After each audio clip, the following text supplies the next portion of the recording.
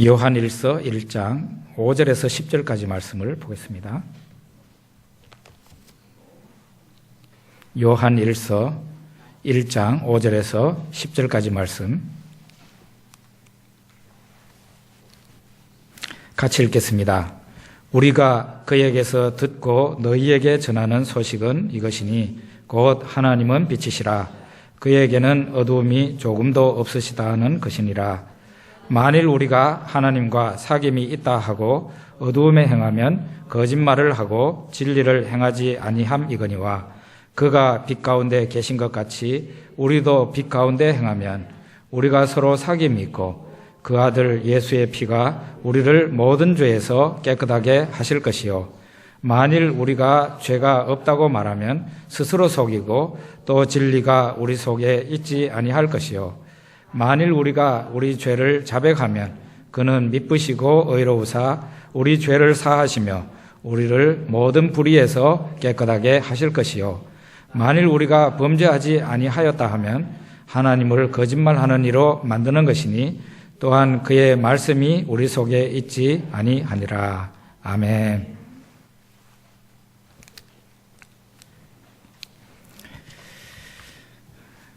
제가 교회 돌아온 지 1년하고 3개월이 지나갔습니다. 8년 동안 선교사 생활을 하다가 돌아오니 모든 게 감이 안 잡히더라고요. 저는 8년 동안 온통 그 나라에 가서 산 것도 아닌데 비거주라서 왔다 갔다 하는 그런 삶을 살았는데도 목회에 한참 동안 적응이 잘 안 됐었어요. 여러분 아시는 바와 같이 제가 한 3개월, 4개월 동안은 성경 봉독을 제 시간에 하지 않음으로 말미암아 황당스러운 일이 많이 발생했었잖아요. 제 아내가 그때 아주 저 뒤에서 오늘 또 봉독 안 하고 지나가네 그러면 저 뒤에서 저한테 막 손짓을 하고 이렇다고요. 이만큼 감각을 되찾는데 참 어려웠습니다. 설교를 제가 한 4개월 정도가 지나니까 드디어 설교가 나오기 시작하더라고요. 이 밀가루 반죽을 가지고 기계에 집어넣으면은 국수가 탁 돼가지고 나오듯이 옛날에 23년 제가 목회를 하다가 선교사로 나갔는데 23년 동안 저는 설교하는 기계와 같이 일주일에도 한 10번 이상을 설교하는 그런 삶을 계속 살다가 선교사 생활 한 8년 정도 하고 나니까 그제서는 그냥 어느 교회에서 저한테 설교해달라고 할까봐 겁나는 거 있죠. 왜냐하면 안 나와요. 제가 여기 와가지고 4개월 동안 뭘 했느냐. 설교가 안 나오니까 어떻게 해야 되겠어요? 제가 옛날에 23년 동안 설교했던 자료가 있었거든요. 그거를 뒤져가지고 그 중에서 현실과 좀 잘 맞을 것 같은 그런 설교를 제 설교를 다시 끄집어내가지고 좀 수리를 해서 여러분들에게 끄집어내놨어요. 그때는 설교가 좀 그렇다 하는 그런 얘기도 제가 뒷전에서 들었어요. 어쨌든 한 4개월 정도 지나고 나니까 그때부터 제 그 설교의 셈이 터지기 시작하더라고요. 이제는 제가 예전의 그 감각을 완전히 되찾았어요. 교회는 교회 나름대로 저에게 적응하기 힘들었을 것이고 저도 역시 교회에 대해서 한 덩어리라는 그런 마음을 갖기까지는 상당히 오랫동안 시간을 보내야만 했습니다. 교회가 어수선하더라고요. 어수선해요. 구멍 뚫린 부분들도 뭐 여러 군데가 보이고 1년 3개월 동안 한 일이 어수선한 교회 분위기를 따뜻한 분위기로 정돈된 분위기로 만드는데 1년 3개월 정도가 필요했고요. 여러 군데 구멍 뚫린 부분을 이제 메워야 되잖아요. 그거를 메웠어요. 그리고 뭐 이렇게 반대기가 떨어져 나간대. 그런 데는 반대기를 다시 가지고 와가지고 거기를 메우고 이렇게 해서 우리 성안교회라는 배가 어떻게 되겠습니까? 수리가 끝났습니다. 지금은 수리가 끝났어요. 이제 수리가 끝났으면은 어떻게 해야 되겠어요? 이제는 밖으로 나가야 됩니다. 오늘이 출정신과 같은 그런 날이에요. 이제 배가 수리가 끝났으니 이제는 도크에서 나와가지고 대양을 향해서 나가야 됩니다. 그런데 우리는 대양을 향해서 무엇 때문에 나가느냐? 예수님, 총사령관이 되시는 예수님이 지금 수행하고 계시는 영적인 전쟁이 있는데 그 영적인 전쟁에 우리 교회가 한참 동안 빠져나와서 배수리하느라고 바빴으니까 이제 배수리가 끝났으니까 영적인 전쟁에 이제 우리가 나갑니다. 여러분이 무기를 들어야 될 거 아닙니까? 여러분이 나는 총이 내한테 딱 맞다 싶은 분들은 빨리 총을 드십시오. 나는 총 가지고 만족 못해요. 적어도 수류탄은 던져야지. 그러면은 총보다는 위력 있는 수류탄을 드십시오. 나는 그 정도 가지고는 만족 못합니다. 적어도 대포는 쏴야지. 그런 분들은 포를 들고 나오십시오. 또 어떤 분들은 나는 뭐 그 정도 가지고 만족 못하죠. 그냥 적어도 미사일은 쏴야죠. 그런 분들은 미사일을 들고 나오십시오. 이 성안교회라는 그 갑판 위에 이 무기들을 하나씩 다 들고 나와가지고 이제 영적인 전쟁을 싸울 준비를 해야 되겠어요. 너무나도 감사하고 기쁜 일입니다. 이제는 우리 앞에 이제는 우리가 내부적으로 뭐 어디 구멍 뚫린 데 바르고 이런 거 없어요. 이제 다 끝났어요. 이제는 밖을 향해서 나갑니다. 우리는 이제 전도하러 나갑니다.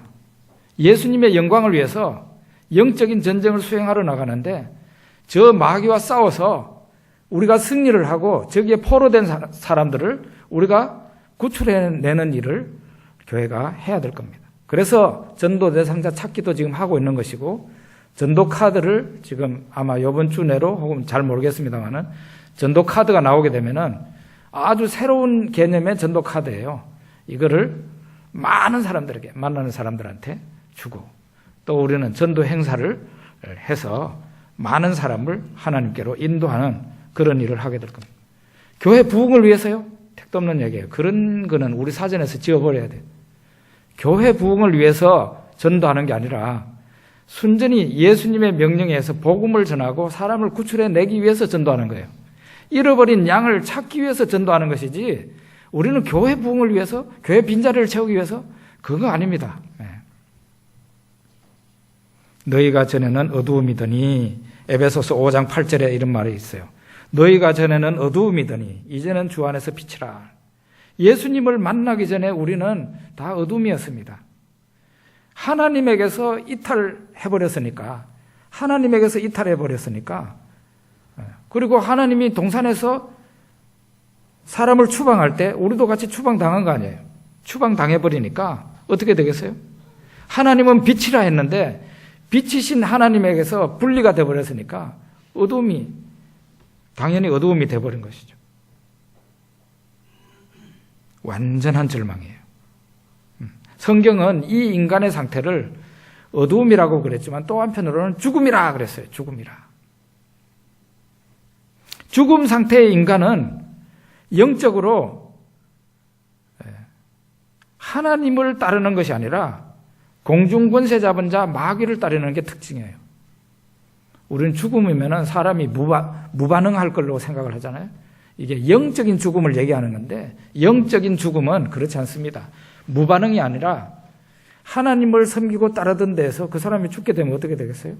하나님 섬기는 것을 그만두고 마귀를 따르게 되는 그런 일이 일어나게 되는 겁니다. 그렇지만 에베소서 2장 1절 이하에 보면은 허물과 죄로 죽었던 너희를 살리셨도다. 허물과 죄로 죽었던 너희를 살리셨도다. 우리가 예전에는 허물과 죄로 죽었던 사람들이에요. 하나님에게서 떠나버리니까 그 생명 되시는 하나님에게서 떠나니까 죽음이죠. 인간에게 원래부터 생명이 있는 게 아니고 그 생명은 하나님이 부여해 주신 생명이었거든요. 그런데 하나님이 떠나버리시니까 인간 안에 생명도 없어져 버린 거죠. 그러니까 죽음 상태가 된 거예요. 허물과 죄로 죽었던 너희를 살리셨도다. 그러면 허물과 죄로 죽었을 때 우리의 모양이 어땠느냐? 세상 풍조를 따르고 공중권세 잡은 자 마귀를 따르고 그랬다는 거예요. 지금도 하나님께 불순종하는 사람들이 살아가는 그 방식과 따르고 있는 그 영, 마귀, 그 행동 모습이 옛날 우리의 모습이었다는 거죠. 그리고 육체의 욕심을 따라서 지내고 육체와 마음에 원하는 것을 해서 다른 사람들처럼 우리도 역시 본질상 진노의 자녀들이었다. 하나님이 우리에게서 떠나니까 마귀가 우리들에게 들어왔어요. 아담과 하와가 범죄할 때는 그런 것까지 다 예상을 했겠습니까? 몰랐겠죠. 그거를 생각했으면 죄 짓지 않았겠죠. 마귀는 우리들에게 유혹할 때 그런 걸 가르쳐 주지 않아요. 단지 마귀의 말을 들으면 좋은 일이 생길 것처럼 그렇게 하는 거죠. 하나님이 우리에게서 떠나시니 마귀가 우리에게 들어왔고 우리 자신과 우리의 모든 영역을 마귀가 점령해 버렸어요. 우리의 세계관이라는 거 아시죠? 우리가 이 세상을 바라보는 눈, 생각, 그거예요. 세계관. 이 세상을 어떤 시각으로 바라보느냐. 그게 바로 마귀에 의해서 점령을 당했어요. 그러니까 판단이 제대로 될 수가 없죠. 세계를 제대로 바라볼 수가 없죠. 우리의 문화가 좋은 것입니까? 우리의 문화가 우리가 따랐던 그 문화가 죽음의 문화였죠. 우리의 풍습, 이 모든 영역이 마귀에게 점령을 당했어요. 그래서 인류는 마귀의 종이 되어서 마귀를 따라다닌 거죠. 하나님이 보시기에 좋았던 그 피조물 가운데 심히 좋고 아름다웠던 게 인간인데, 인간이 이 세상의 피조물들 가운데 가장 부패하고 가장 엉망진창이 되고 가장 추한 존재가 되어버렸어요. 하나님의 피조물 가운데 가장 영광스러운 존재가 죄 짓고 난 뒤에 하나님의 피조물 가운데 가장 악하고 더럽고 추하고 못난 존재가 되어버리고 말았어요. 지금 현재 오늘날도 예수 그리스도를 만나지 못한 사람들은 이런 상태에서 살고 있는 거예요. 그런데 하나님은 빛이라 그랬지 않습니까? 우리가 읽었는 그 본문에 하나님은 빛이시다. 이 어둠에 있는 우리들에게 빛이 비치면 어떻게 되겠습니까? 어둠은 물러가죠. 우리나라도 예전에는 전기 형편이 좋지 않았어요. 정전되는 일이 자주 일어났어요. 여러분, 정전이 되면 어떤 일이 일어납니까? 우리 집에만 정전이 됩니까? 아니에요. 정전되면은 온 시내가 다 한꺼번에 정전이 되죠. 그러면은 우리 집에만 정전이 되면은 그래도 옆집에서 새 나오는 빛이라도 있는데 온 시내가 다 깜깜하니까 정말로 치를 것 같아요. 이게 평소에 집에 뭐가 있는지 이렇게 평소에 습관이 되어 있는데도 완전 깜깜하단 말이에요. 대혼란이 일어나죠. 여러분, 이런 상태가 오랫동안 지속되면 어떻게 되겠습니까? 오랫동안 지속이 되면. 또 사람이 태어나면서부터 이런 완전한 흑암 가운데서 태어나가지고 자라면은 어떻게 되겠습니까? 여러분과 저의 상태가 그랬다 이 말이에요. 하나님의 빛이 들어오지 못한 사람, 하나님의 빛이 들어오지 못한 사람은 어둠 가운데 사는데, 그런 사람은 한 6가지 정도의 특징이 있더라고요. 제가 찾아보니까. 첫째로는 분별을 할 수가 없어요. 분별을 할 수. 어둠 가운데 있는 사람은 분별을 못해. 뭐가 뭔지 몰라요. 이게 금은 보화인지 이게 돌덩어리인지 모른단 말이에요. 여러분, 깜깜한 가운데서 누구가 여러분들한테 금덩이를 줬다고 생각해 봅시다. 이게 뭐예요, 이게? 이게 돌이잖아. 분별을 못해, 분별을. 죄인지 의인지도 분별을 못해요. 선과 악을 분별을 못해요. 어둠 가운데 사는 사람들은 다 그렇습니다. 두 번째로는 질서가 없습니다. 혼란과 혼돈만이 그 사람에게, 인생이 뒤죽박죽이에요. 그라사 지방, 성경에 보면 그라사인의 지방에 예수님이 가셨는데 그 예수님이 만나던 사람이 어떤 사람이에요? 귀신 들린 사람이었는데 그 사람은 돌을 가지고 자기 몸을 치는 사람이에요. 아니 왜 돌멩이 가지고 왜 자기 몸을 칩니까? 이게 바로 흑암에 있는 자의, 어둠 가운데 사는 사람의 특징이에요. 그 사람은 노골적으로 귀신 들려가지고 자기 돌을 가지고 치고 있었지만 지금도 예수 안에 있지 못하고 흑암 가운데 사는 사람은요, 자기에게 해로운 짓을 자기가 많이 합니다. 자기가 치워. 이게 바로 뒤죽박죽이에요, 인생이. 그리고 사람이, 그 귀신 들린 사람이 어디 살았어요? 무덤 가운데 살았잖아요. 왜 사람이 무덤 가운데 살아요? 예? 흑암 가운데 있는 사람은, 빛 가운데 들어오지 못한 사람은 인생이 뒤죽박죽이에요. 질서가 없어요. 예. 세 번째로는 공허합니다. 어둠 가운데 사는 사람은 공허합니다. 돈 많이 벌으면 공허하지 않을 것 같습니까? 인기를 많이 얻으면 공허하지 않을 것 같습니까? 예. 지금 TV에서 인기를 얻는 사람들 많이 있지 않습니까? 그 사람들 밤잠을 제대로 못 잡니다. 이게 인기라는 게 거품이잖아요. 하루아침에 훅 갈 수 있어요. 이승기라는 그 아주 대단한 사람, 이승기하고 악수 한번 하면 대단한 걸로 생각할 수 있는, 그 이승기가 군대 갔잖아요. 근데 그 군대에서 예수 믿고 세례를 받았더라고요. 정말 감사한 일이에요.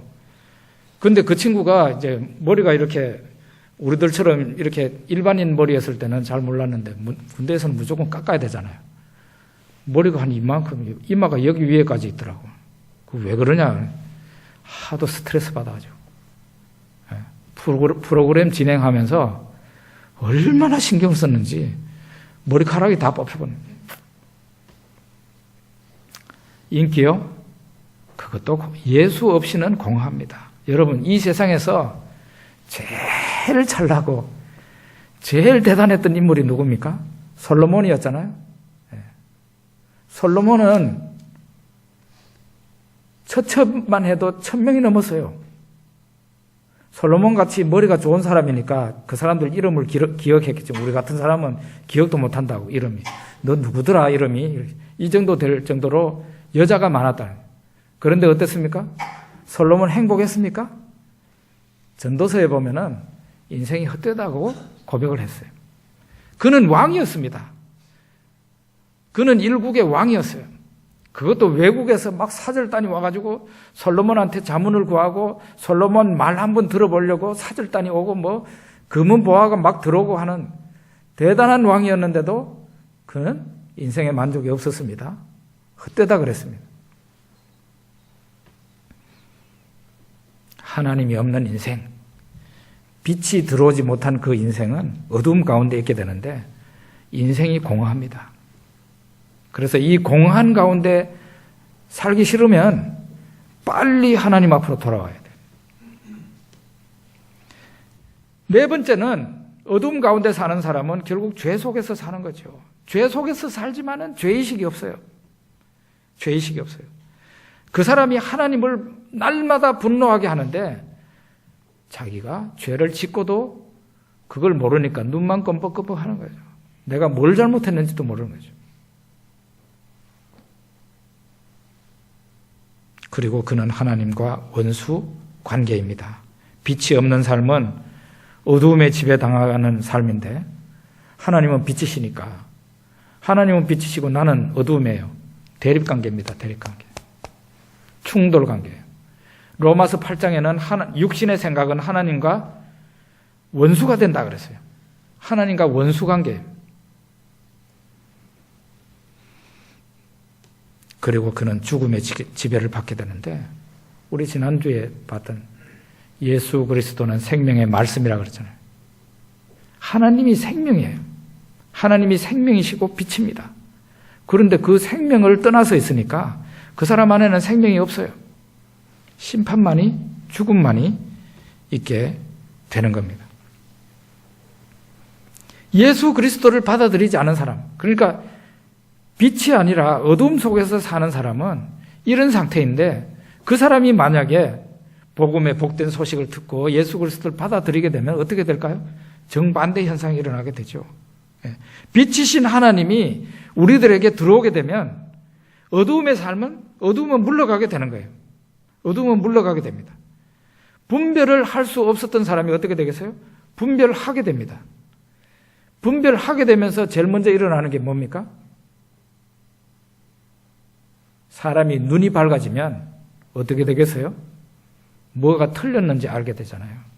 내가 뭐가 틀렸는지를 알게 되고, 그리고 무엇이 옳은지를 알게 되고 분별하게 돼요. 두 번째로는 질서가 없던 사람이 질서가 잡히는 삶이 돼요. 예수 믿는 사람들의 삶은 고상합니다.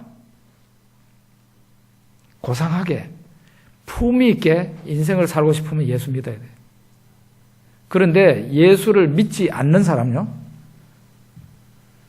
아이고, 저는요, 뭐 좀 오래전의 얘기입니다만은, 서울대학교 교수가 얼마나 나쁜 짓을 하는지 그 얘기를 제가 듣고, 이거는 짐승도 그러지는 않아.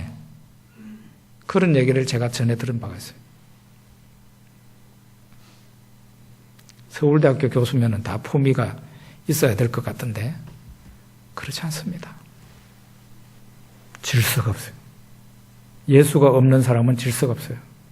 교수가 학생들에게 성희롱이나 하고, 예? 그러다가 그 유명한 학자가 학교에서 쫓겨나고, 그 무슨 대창피해요. 예? 예수 믿는 사람, 예수가 없는 사람은 질서가 없는데, 예수님을 믿게 되면서 사람이 질서를 되찾아요.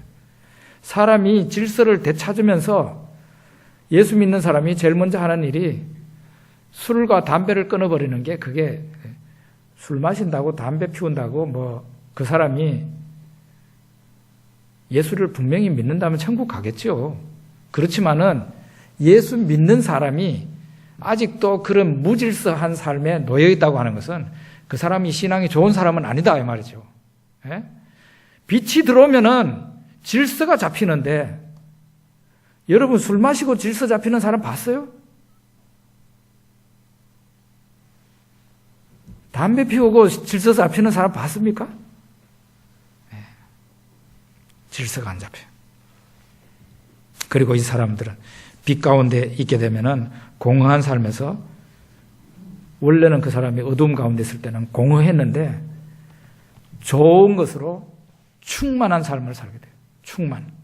하나님의 영으로 충만하고, 모든 충만의 충만으로 하나님이 그 사람에게 채워주시는 거죠. 예수를 믿는 것은 어떤 각도에서 보면 내가 나 자신을 하나님께 드리는 거예요. 믿는다는 게 헌신입니다. 이 믿는다는 것과 헌신하는 것은 같은 일이에요. 결혼식 할 때 저는 그 어떤 각도로 보는가 하면, 신랑과 신부가 약속한다는 개념으로 많이 보는데, 그 약속이 틀린 게 아니죠. 약속이 맞아요. 그런데 저는 헌신하는 의식으로 봅니다. 신랑은 그 결혼식 때 자기 자신을, 신부한테 자기 자신을 드리는 거고, 신부는 신랑에게 오늘 이후는 내가 이게 내게 아니고 내 몸은 당신 겁니다. 내 인생도 당신 거예요. 이게 결혼식이잖아요. 신앙도 역시 마찬가지입니다.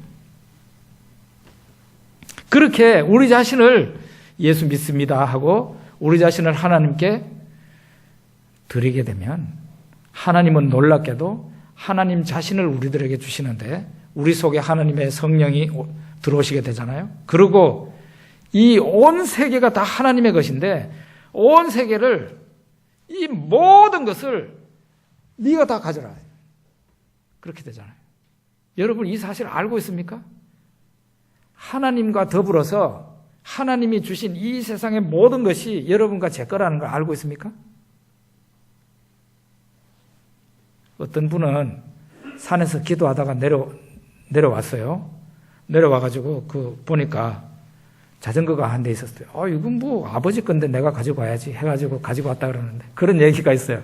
너무 착각을 했죠. 현실 법이라는 게 사실 있는 건데 그 정도 되면 안 되겠지만 어쨌든 사실은 하나님 그분이 우리가 하나님의 소유가 되면서 또 한편으로는 하나님이 우리의 기업이라 그랬잖아. 그죠? 네. 그리고 하나님이 우리에게 하나님 자신뿐만 아니라 하나님이 지으신 이 세상 모든 것을 준다 그러죠. 후사, 만물의 후사. 좋은 것으로 충만케 합니다. 어둠 속에서 또 살 때에는 죄 속에서 살았는데 이제는 죄를 싫어하고 버리게 됩니다. 여러분 앞에 있는 저도 믿기 전에는 그렇고 그런 인간이었어요. 죄를 지으면서도 그게 죄인 줄도 모르고 그렇게 살았어요. 제 친구들 가운데 음담패설을 많이 하는 친구들이 제 옆에, 제 가까이 있었어요. 이 친구들은 밥만 먹으면 저한테 오는 친구들이었는데 와가지고 좋은 얘기 하지 않고 계속 갈 때까지 2-3시간을 음담패설을 하고 지나가는 거예요. 저는 예수 믿고 달라지는 게 처음으로 경험한 게 뭐였는가 하면은 예수 믿기 전에는 그 친구들이 음담패설을 하면 나도 즐거웠어요. 내가 하지는 않지만 듣는 것도 즐겁더라고. 그랬는데 예수님이 내 안에 들어오시고 빛이 내한테 들어오고 난 이후에 나 정말 그 친구 안 왔으면 좋겠더라고. 그만큼 싫어지는 거예요.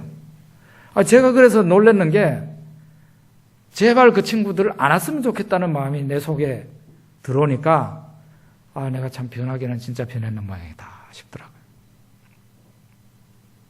죄를 싫어하죠. 그렇다고 우리가 죄를 안 짓는다는 게 아니라 죄를 짓습니다.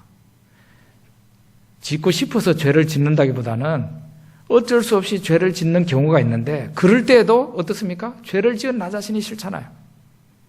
그리고 저는 많은 경우에 우리 예수님 빨리 오셔서 나 정말 죄 안 짓게 좀 해주세요. 예수님 재림이 빨리 왔으면 좋겠다. 그런 생각이 들 만큼 죄를 싫어하고 버리게 되죠. 그리고 하나님의 원수였던 사람이 어떻게 됩니까? 하나님의 자녀가 되잖아요. 이제는 우리가 하나님을 향해서 아버지 하고 부르잖아요. 아버지로 만족 못하는 사람은 아빠 이렇게 부르지 않습니까?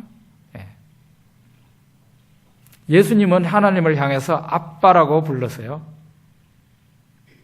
우리는 좀 점잖하게 아직도 이게 유교의 영향을 참 많이 받고 있는 것을 느끼는데 유교에서는 유교 교육을 제대로 받은 사람은 아버지라고 불러야지 아빠라고 부르면 예의도 없는 놈 이러잖아요. 그런데 성경에서는 그러지 않아요. 예수님이 우리들에게 가르쳐 주신 기도에서도 아빠라고 부르도록 되어 있습니다. 하나님의 영이 성령이 들어오시면서 우리에게 일어나는 제일 먼저 변화가 뭔가 하면은 하나님이여 하는 걸로도 만족을 못해서 하나님을 아버지라고 했다가 나중에는 그거보다 좀 더 친근한 호칭을 써야지 해가지고 아빠라고 부른단 말이에요. 성경에서도 그렇게 나와 있어요. 하나님의 원수가 하나님의 자녀가 됐죠. 그 하나님의 자녀가 하나님 앞에 기도하게 될 때 어떻게 했어요? 저는 기도할 때 이렇게 기도합니다. 하나님, 제가 하나님 자녀 맞지요? 제가 하나님의 자녀라면 하나님이 저의 아버지라면 제가 부탁드리는 것을 들어주셔야 하지 않겠습니까? 이렇게 얘기해요. 제가 그렇게까지 얘기를 하면은 틀림없이 들어주세요. 틀림없이.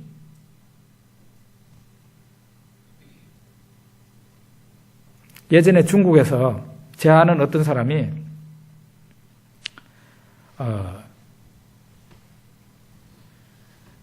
이 춘지에 설이죠. 설 때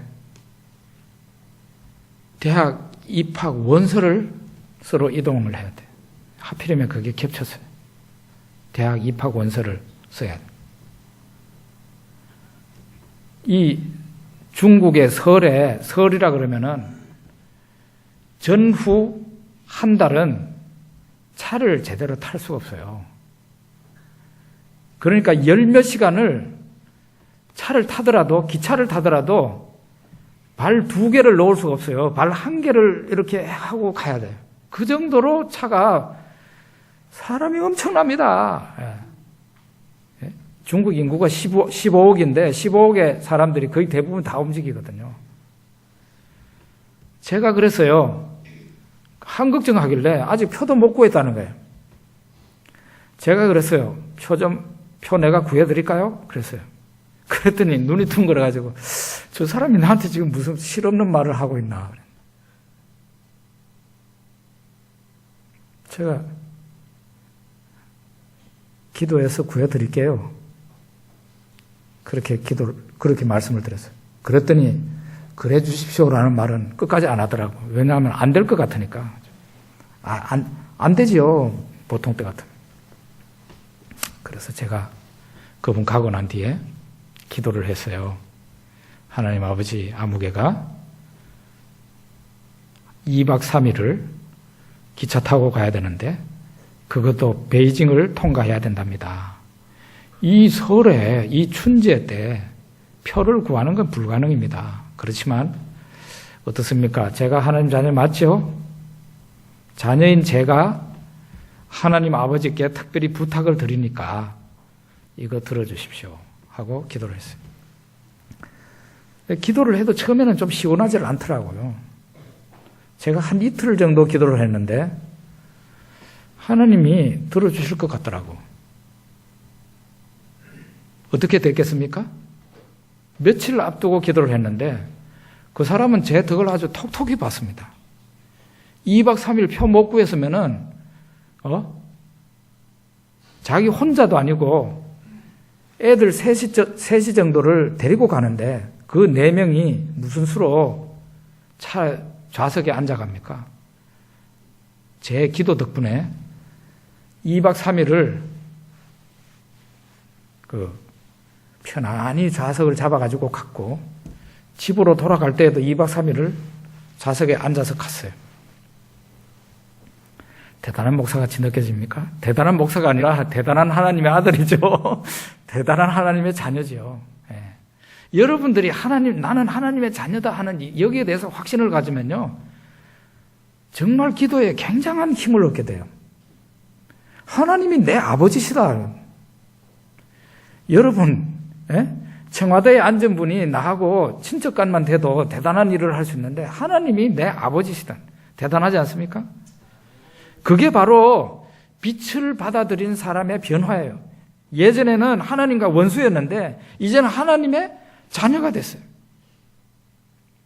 그리고 예전에는 죽음이었는데 이제는 하나님의 빛이 들어오고 하나님의 생명이 내 안에 들어온 것입니다.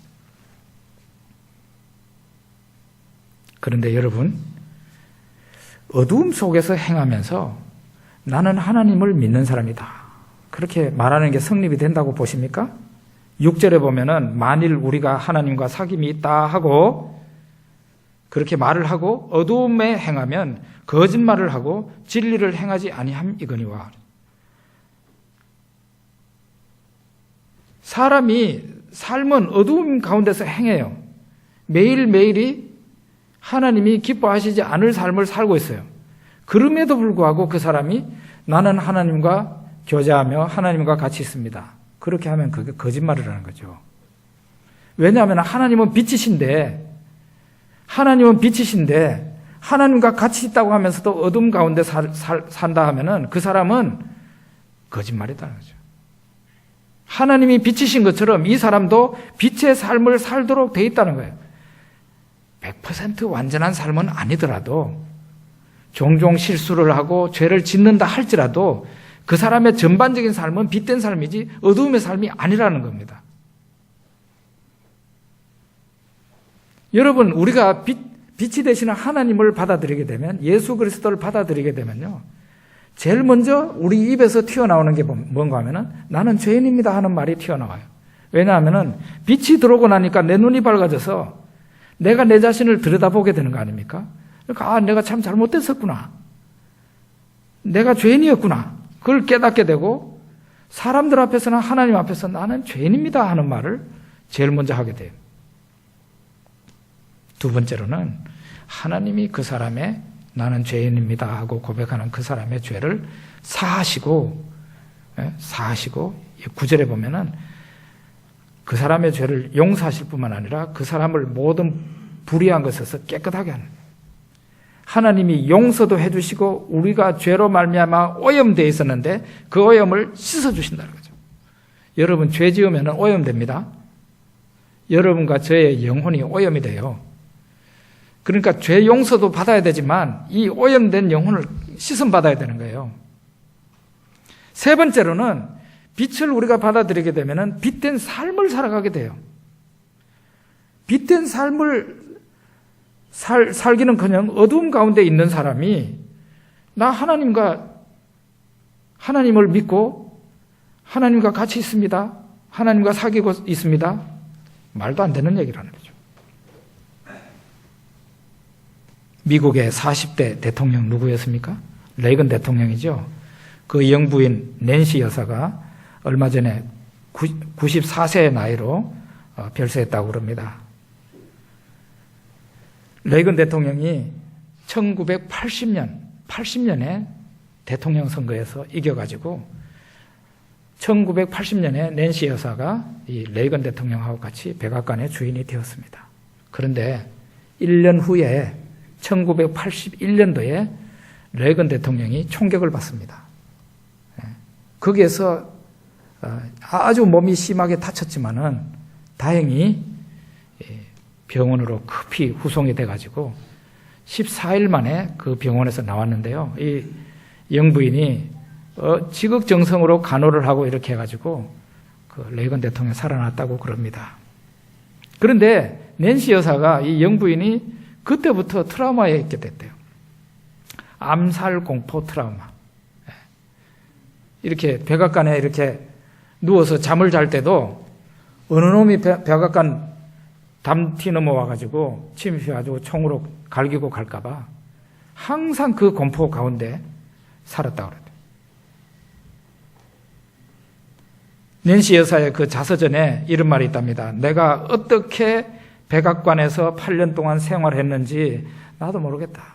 8년 동안 백악관에 있는 그 생활이 너무너무 힘들었다는 거예요. 암살 공포에 시달리니까. 남편은 내 옆에서 자고 있었지만 나는 눈을 붙일 수가 없었다. 그런 얘기를 했다. 왜냐하면은 눈을 감으면은 암살당할까봐 겁나니까 잠을 잘 수가 없는 거죠. 그러면은 이 낸시 여사는 그 두려움과 그 트라우마를 어떻게 극복하려고 했을까요? 그분은 점성술가를 찾았습니다.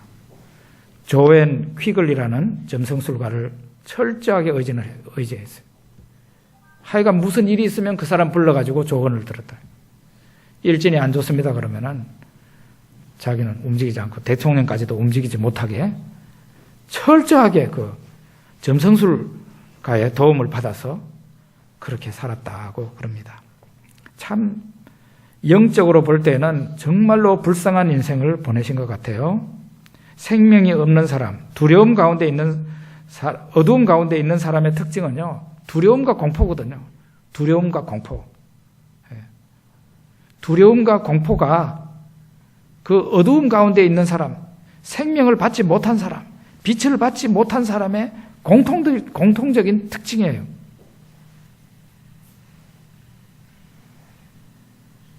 요즘 뭐 취직이 어렵다 뭐 이렇게 하는데 두려움과 공포가 여러분들한테 있다면은 그거는 비정상적입니다. 다들 취직이 되기 어렵고 장래가 암담하다지만은 여러분이 생명을 받은 사람들이고 빛이신 예수 그리스도를 영접한 사람들이라면은 지금 현실은 암담하다지만 하나님이 분명히 나를 위해서 좋은 것을 준비하고 있다는 이 확신이 있어야 돼요. 그게 정상적인 신앙생활을 하는 거예요. 온 세상이 다 두려워하고 힘들어하니까 예수 믿는 사람까지도 그래야 되는 겁니까? 아니라는 것이죠. 그러면은 하나님은 도대체 뭐 하시는 분이에요?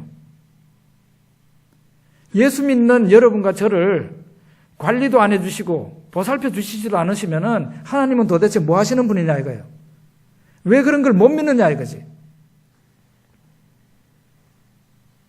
그래서 믿음이 제대로 들어와 있어야 돼요. 이 낸시 여사는 자기 가까이의 측근들 가운데서도 백악관 참모진 가운데서도 예수를 잘 믿는 훌륭한 사람들이 있었어요. 그 사람들에게 도움을 구할 수도 있었는데 그러지 않고 철저히 점성술가를 의지하고 그 사람에게서 일진을 받아가지고 생활했어요. 불쌍한 사람이죠. 성경은 말합니다. 하나님과 단절된 사람은 죽은 사람이라는 거예요. 그런데 그 죽은 사람에게 생명의 말씀이 오셨어요. 예수 그리스도죠. 그 예수 그리스도를 받아들이면은 예수님과 함께 예수님 안에 있는 생명이 그 사람 안에 들어옵니다. 들어와요. 죽은 사람의 또 다른 모습은 어두운 가운데서 행한다는 거예요. 하나님은 그런데 빛이라 그랬잖아요. 예수 그리스도를 받아들일 때 빛이 되시는 예수 그리스도께서 우리 안에 들어오심으로 인해서 우리 안에서 어두움이 물러가게 되는 것이죠. 그래서 죄의 삶을 떠나서 하나님과 함께 빛된 삶을 살게 되는 것이죠. 오늘 이 자리에 와서 예배드리는 여러분과 저는 정말 생명 넘치는 그런 삶을 살 수 있기를 바라고 빛된 삶을 살아감으로써 여러분과 제 삶에 최고의 인생이 펼쳐지기를 바랍니다. 기도하겠습니다.